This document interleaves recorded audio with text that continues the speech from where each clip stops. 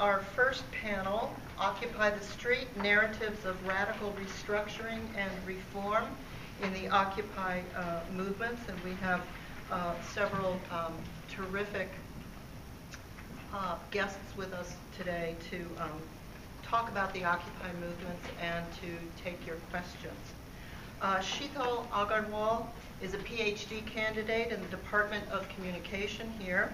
Her current research focuses on the design, adoption, and implementation of civic technologies by groups engaging in political and civic life. She also studies the changing information environment and examines the emerging information ecology of various civic groups. Also with us is Ian Finkenbinder. Finkenbinder is a former Army translator, anti-don't ask, don't tell activist and blogger. He currently organizes the social media and media work groups of Occupy Seattle. Ian is a current student at Seattle Central Community College. And to my left, Matthew Spark is a professor from the Department of Geography, the Jackson School of International Studies, and adjunct professor in the Department of Global Health, where he is director of the Global Health undergraduate program. Matt earned his PhD from the University of British Columbia. His interests include the determinants of the health of societies from a non-disease perspective related to globalization, and have resulted in popular media discussions, such as how the battle in Seattle led to a global health epicenter. His first book is In the Space of Theory, Post-Foundational Geographies of the Nation-State. He is the author of numerous articles, and he's currently working on a textbook entitled Introduction to Globalization, and I'm looking forward to that. When will it be done, Matt? It's done. It's coming out this fall. Fantastic. Great. Okay. So let's begin with Sheetal Agarwal. Is it all right if I don't use the mic? Can everyone hear me okay? Wonderful. No? Is there? Okay, you're good. All right, good afternoon, everyone, and thank you so much for being here. I want to take a moment and say thank you so much to the organizers who put this panel together. I know Judith has worked very hard in kind of convening all of us together, so thank you for that. And thank you for drawing attention to something that I think is timely and important, not only for scholars, but really the broader public. And so it's really nice to see kind of this good energy and audience that's with us today. So my name is Sheetal Agarwal, and I'm a PhD candidate in the Department of Communication. And I'm also a researcher with the Center for Community and Civic Engagement, which is actually housed within our department. And unfortunately, my advisor, Dr. Lance Bennett, was unable to make it today. He's been a little bit under the weather recently. But I hope I can kind of channel his wisdom as I share with you some of our recent thinking and research around the Occupy movement. As a communication scholar, the Occupy movement is just a really fascinating and intriguing moment in our history to kind of get to witness and as a researcher, really get to be involved with. I want to take a moment here and say that while today I'll talk about some really particular aspects to my research, the center is actually deeply involved in a lot of interdisciplinary work, which includes collaborations with the Computer Science and Engineering program, as well as the iSchool, as well as the Department of Geography. And it's been really wonderful to be able to kind of cross the boundaries all around this common topic. So my personal interests in the Occupy movement are really looking at how the values and ideals of the occupiers are translated, embedded, and transferred into their technology choices, as well as their communication channel decisions, and in their decision-making processes. So in order to do this, I've employed a few different types of methods, including things like participant observation. So that means sitting in on different types of, like the Occupy Seattle meetings, being privileged to kind of join in on those discussions, working with kind of smaller working groups as they talk about their design and ideas about how to implement different technologies, as well as conducting interviews with occupiers based here in Seattle, but really actually nationally. And we've done kind of one phase of that interview study, and we're going to continue out into the summer. So, and then we're also doing just web presence and network mapping analysis as well. So all that being said, I'm going to kind of start out by talking about, in terms of understanding the discourse of the Occupy movement, what I feel is probably critical to understanding is really the organizational structure of this movement. What I'm going to refer to now are two somewhat common metaphors for organization within movements, which is on one hand the spider and the other hand the starfish. And some of you may be familiar with this.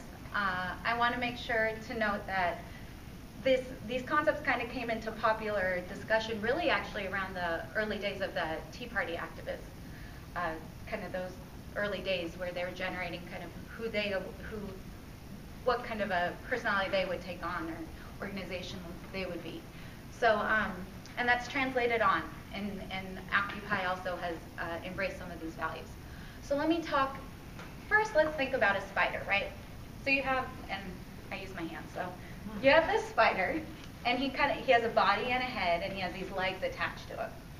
And if you think about the spider as an organization, you can think about kind of how the spider legs don't move really all on their own, but the brain in the body that's kind of at the top of this decides which direction to go in, right?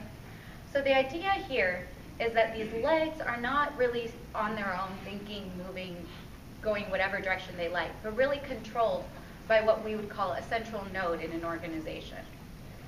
So the idea is this is kind of like a centralized, the power is centrally distributed. So there is, like I said, there's kind of the central node that will make decisions about which ways the organization moves. Now the other way of thinking about this is the starfish structure. And if you think about a starfish as my hand, a starfish really moves about in this way in which all of the different arms are autonomous of each other. And the idea here is that if you cut off one of the arms, that the other ones will keep going. And this is kind of, when you translate this to an organization, you think about it as how they're autonomous, and so if you cut out one, you're not shutting down the whole thing. Whereas with the spider model, if you shut down that central head, it's really hard for the rest of the spider to keep functioning, right? Smash spider hopefully is not still walking around. So this is just to kind of give you an idea, and what Occupy has done is really embrace that starfish model.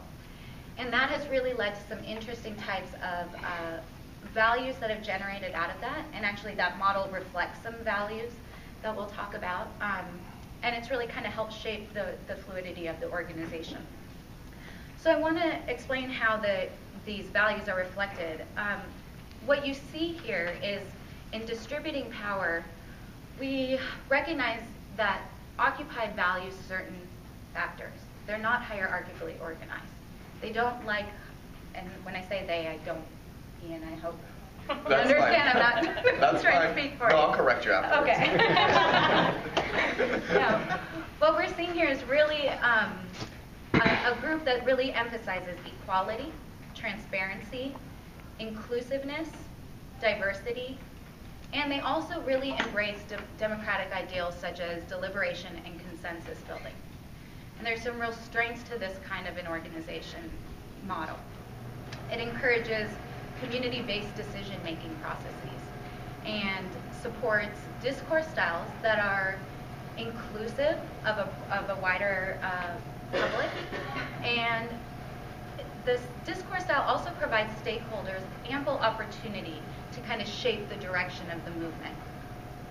So what we're seeing here with this starfish model is really a diverse range of perspectives are being included into the discussion and the decision making in the Occupy movement. So while these are real strengths of this model, there's a few weaknesses that occur as well, or that are present as well in this kind of model. And this is what we've observed a lot of these General Assembly meetings And General Assembly meetings are kind of, weekly or daily, depending on the camp itself. They decide about whether or not they're going to, if they're going to hold a weekly one or a daily one. But these General Assembly meetings, you attend them and you kind of find yourself lost in a lot of process. And there's this lengthy discussion period, and everybody kind of has this opportunity because of this important value of equality and hearing a diversity of voices, that you get kind of caught up in hour-long discussions and really no action generates out of it. And so while this is an important value to have, it's important to recognize how in some ways it constrains the ability for action to be taken, or to get to that point of building out the agenda and actually moving it to taking action. So we find that there's kind of a bit of this noise, is what we're calling it right now. Maybe we'll find a better term soon. But the idea is basically that this broader discourse has kind of shrinks away from these general broad ideas of the Occupy movement in the early days, which were around the concepts of inequality. And instead, we moved to really localized or personalized issues, such as, in one recent one, there was a group that came in that wanted to talk about Palestinian solidarity. And while that is absolutely, that is a legitimate concern, the noise sometimes stands in the way of really developing into action. So when the agenda is too broad and the discourse is too personalized, it becomes difficult to move past the discussion and deliberation phase. So those are some of the kind of weaknesses we see here. There's another important value tension that we've observed in our interview processes with these occupiers. I don't know if that's a term. Occupiers. Okay, occupiers. And this is really a tension that is related to the online and offline kind of dichotomy. What we found is there's a group of occupiers who really feel strongly that what we need to privilege are on-the-ground actions and face-to-face communication, as compared to doing digitally enabled activism. So participating in online ways or communicating, computer-mediated communication. Now, what you see here are two different sets of values again. So when we talked in depth with some of these occupiers who are a little resistant to the online components, we learned from them that some of the values they cherish, such as trust and accountability, are really hard to feel that you can connect with someone well enough via computers, right? Or, when you're online, how can you hold someone accountable? They say they're going to do this. Do we know that they're going to or not? Now, that one, in terms of this value, kind of juxtaposed with the idea of inclusivity and diversity, really come to head. Because there's this other group that says, hey, we are in this great technological state, and what we'd really like to do is be able to bring in this diverse group that may not be able to come join us at the meetings, but still are sympathetic to the cause and still want to find ways to participate.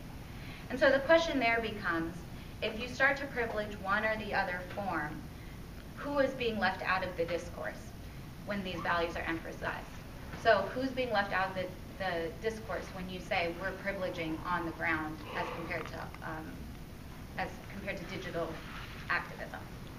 So just briefly, I'm going to end here by explaining that, we are working closely with, in collaboration with the Computer Science and Engineering program, really. We've had the opportunity to connect with the National Tech Operations team, which is mostly based out there in New York, but they kind of have a few different groups around the country. And I will finish this up, I promise, 1 minute. And in that process, what they're trying to do really is make headway on helping to find a way to connect the digital space to the offline process in a way that's meaningful and still reflects the movement and its ideals and values. So I'd be happy to talk to anyone further or continue this discussion in the next section, but thank you so much for letting me